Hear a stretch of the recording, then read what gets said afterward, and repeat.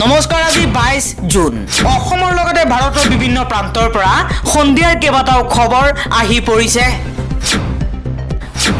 এই মুহূৰ্তত জনাই আছো এটা গুৰুত্বপূৰ্ণ খবৰ। অসমৰ বান সমস্যাক ৰাষ্ট্ৰীয় সমস্যাৰূপে ঘোষণাৰ দাবী ডাক্তৰ ভৱেন চৌধুৰী। অসমৰ 19খন জিলাৰ 67টা ৰাজচক্ৰ এলেকা বানৰ কবলত পৰিছে। ভয়ংকৰ বানে প্ৰাণ কাঢ়িছে 27 জনকৈ লোকৰ।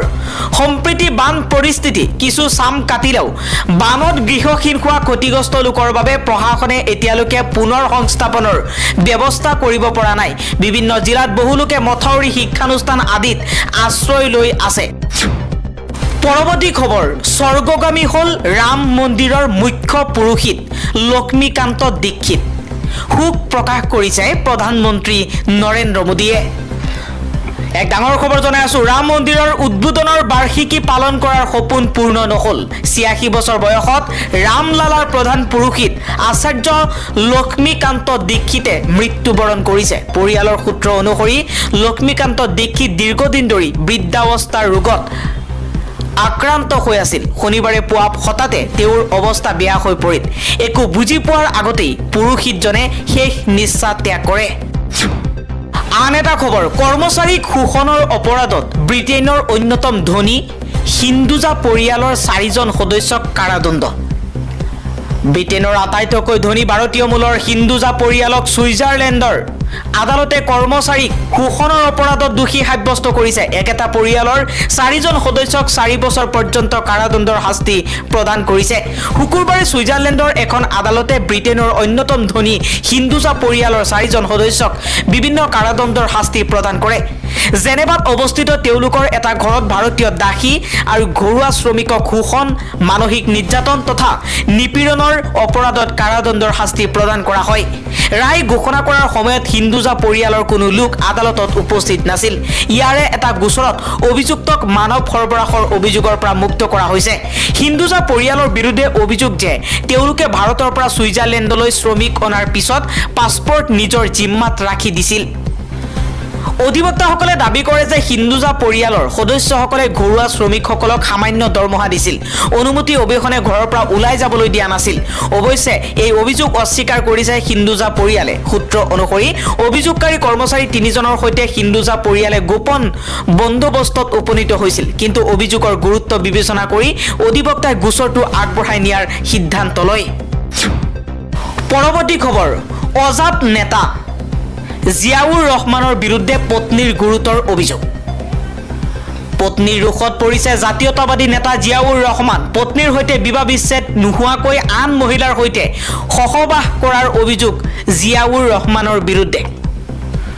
প্ৰথম পত্নীৰ অভিযোগ অনুসৰি অসম জাতীয় পৰিষদৰ সম্পাদক তথা মুখপাত্ৰৰ দায়িত্বত থকা জিয়াউৰ ৰহমানে বিগত বহু বছৰ ধৰি আন মহিলাৰ সৈতে হাতীগাঁৱৰ দিহিকা এপাৰ্টমেণ্টত একেলগতে সম্পৰ্ক কৰি আছিল বুলি আজি ঘোষণা কৰিছে প্ৰথম পত্নীয়ে। অৱশেষত অতিষ্ঠ হৈ শনিবাৰে স্থানীয় লোকৰ সহযোগত পত্নী দিচিকা এপাৰ্টমেণ্টত উপস্থিত হয়। লগে লগে ঘটনাস্থলীত হাতীগাঁও আৰক্ষী থানাৰ এটা দলো উপস্থিত হৈ জিয়াউৰ ৰহমানক সোধা পোছাৰ বাবে থানালৈ লৈ আহে। ইফালে পত্নীয়ে জনোৱা অনুসৰি বিচ্ছেদৰ পিছত খৰচ বহনৰ বাবে পাৰিবাৰিক আদালতত ৰুজু হৈ আছে এটা গোচৰ।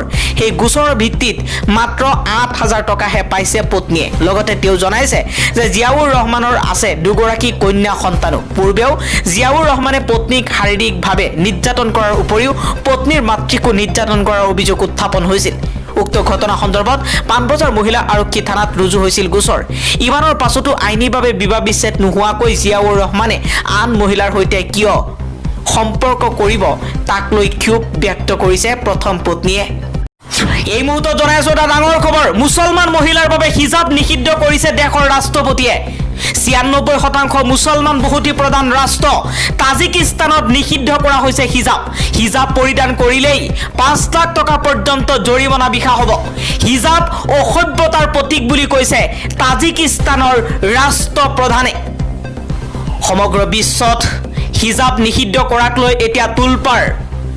96% জনসংখ্যা থকা মুছলমান জনসংখ্যা থকা তাজিকিস্তানত মহিলাৰ বাবে হিজাব আনুষ্ঠানিকভাৱে নিষিদ্ধ কৰিছে তাজিকিস্তানৰ ৰাষ্ট্ৰপতিয়ে। তাজিকিস্তানৰ ৰাষ্ট্ৰপতিয়ে কৈছে বিদেশী কাপোৰ আমি কেতিয়াও সন্মতি নজনাও। হিজাবক বিদেশী কাপোৰ অভিহিত কৰিছে তাজিকিস্তানৰ ৰাষ্ট্ৰপতিয়ে। ৯৬% মুছলমান বসবাস কৰে তাজিকিস্তানত আৰু সেই মুছলমান বসতি প্ৰধান ৰাষ্ট্ৰত হিজাব নিষিদ্ধ কৰিছে। হিজাব পৰিধান কৰিলে মহিলাসকলক বিহা হ'ব ৫ লাখ টকা পৰ্যন্ত জৰিমনা। লগতে হিজাবক অসভ্যতাৰ প্ৰতীক আখ্যা দিছে তাজিকিস্তানৰ ৰাষ্ট্ৰপতিয়ে। পৰৱৰ্তী খবৰ, ৰেচন কাৰ্ডৰ হিতাধিকাৰীসকলৰ বাবে এটা ডাঙৰ খবৰ। খাদ্য সুৰক্ষা আইনৰ অধীনৰ হিতাধিকাৰীসকলৰ বাবে অসম চৰকাৰে KYC পৰীক্ষণৰ এক বিশেষ কাৰ্যসূচী গ্ৰহণ কৰিছে। ইয়াৰ দ্বাৰা প্ৰকৃত হিতাধিকাৰীৰ প্ৰমাণীকৰণ সম্ভৱ হ'ব। আপোনাৰ যদি হাতত ৰেচন কাৰ্ড আছে তেনেহ'লে আপুনি KYC কৰিব লাগিব। ৰেচন কাৰ্ডৰ জৰিয়তে নিয়মীয়াকৈ বিনামূলীয়া চাউল লাভ কৰাৰ বাবে হিতাধিকাৰীসকলে KYC পৰীক্ষণ বাধ্যতামূলক কৰিবই লাগিব। হিতাধিকাৰীসকলে সংশ্লিষ্ট সুলভ মূল্যৰ দোকানত উপলব্ধ পোষ্ট মেচিনত আঙুলিৰ ছাপ প্ৰদান কৰিব লাগিব। সকলো সুলভ মূল্যৰ দোকানীয়ে এই বিশেষ দিনকেইটাত তেওঁলোকৰ অধীনৰ সকলো হিতাধিকাৰীৰ আঙুলিৰ ছাপ পোষ্ট মেচিনৰ দ্বাৰা সংগ্ৰহ কৰি নিশ্চিত কৰিব লাগিব। সময়সীমা 15 জুনৰ পৰা 25 জুনৰ ভিতৰত কৰিব লাগিব। 15 জুনৰ পৰা 25 জুন 2024 লৈকে সময়সীমা বান্ধি দিছে অসম চৰকাৰে। আন এটা খবৰ, মাজ নিশাৰ পৰা দেশত বলবৎ হৈছে এক নতুন আইন, প্ৰশ্ন কাকত ফাদিল বিৰোধী আইন। এই আইনৰ অধীনত অভিযুক্তই 3 পৰা 5 বছৰ কাৰাবাসত থকাৰ লগতে ভৰিব লাগিব 10 লাখ টকা পৰ্যন্ত জৰিমনা। দেশত বৰ্তমান সময়ত প্ৰশ্ন কাকত ফাদিলক লৈ পৰীক্ষা বাতিল হোৱাৰ পাছতেই দেশৰ বিভিন্ন প্ৰান্তত ছাত্ৰ ছাত্ৰীসকলে প্ৰতিবাদ সাব্যস্ত কৰা পৰিলক্ষিত হৈছে। তেনে সময়তে বিজেপি চৰকাৰে মাজ নিশাৰ পৰা দেশত বলবৎ কৰিছে প্ৰশ্ন কাকত ফাদিল বিৰোধী আইন। যিসকলে প্ৰশ্ন কাকত ফাদিল কৰে তেওঁলোকক 3 পৰা 5 বছৰ পৰ্যন্ত জেলত ৰখা হ'ব আৰু লগতে 10 লাখ টকা পৰ্যন্ত জৰিমনা বিহা হ'ব। পৰৱৰ্তী খবৰ, শিক্ষকসকলে হিমন্ত বিশ্ব শৰ্মাক ভোট নিদিয়ে। শিক্ষকে আমাক ভোট দিয়া নাই। সময়মতে অহা শিক্ষকে আমাক ভোট নিদিলে আমি দুখ পাওঁ। আজি সংবাদ মেলত এই মন্তব্য কৰিছে মুখ্যমন্ত্ৰী হিমন্ত বিশ্ব শৰ্মাই। মুখ্যমন্ত্ৰী হিমন্ত বিশ্ব শৰ্মাই সংবাদ মেলত কৈছে, নিৰ্বাচনত শিক্ষকে আমাক ভোট দিয়া নাই। দেৰিকৈ যোৱা শিক্ষকৰ ভোট আমাক নালাগে। সময়মতে বিদ্যালয়লৈ যোৱা শিক্ষকে আমাক ভোট নিদিয়ে, আমাৰ দুখ লাগে। মুখ্যমন্ত্ৰী হিমন্ত বিশ্ব শৰ্মাই আজি সংবাদ মেলত নিজৰ মন্তব্য প্ৰকাশ কৰি দুখ প্ৰকাশ কৰিছে। সময়মতে বিদ্যালয়লৈ যোৱা শিক্ষকে যদি আমাক ভোট নিদিয়ে তেনেহ'লে আমাৰ দুখ লাগে।